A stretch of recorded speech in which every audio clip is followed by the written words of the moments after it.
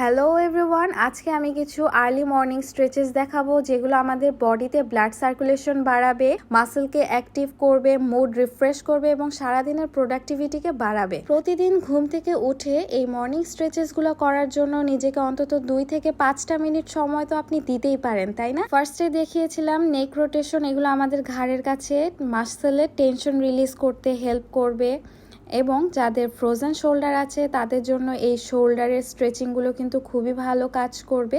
শোল্ডারের জয়েন্টে যাদের পেইন হয় এগুলো করলে কিন্তু আস্তে আস্তে আপনাদের এই পেইন হওয়াটা কমে যাবে।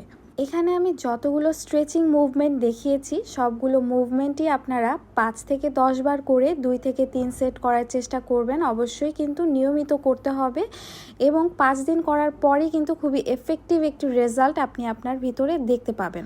ফেস ট্যাপিং, ফেস এবং নেক এরিয়া ট্যাপিংয়ের মাধ্যমে আমাদের এখানকার ব্লাড সার্কুলেশন ইমপ্রুভ হয়ে স্কিন হেলদি এবং গ্লোই এবং অ্যান্টি এজিং হয়।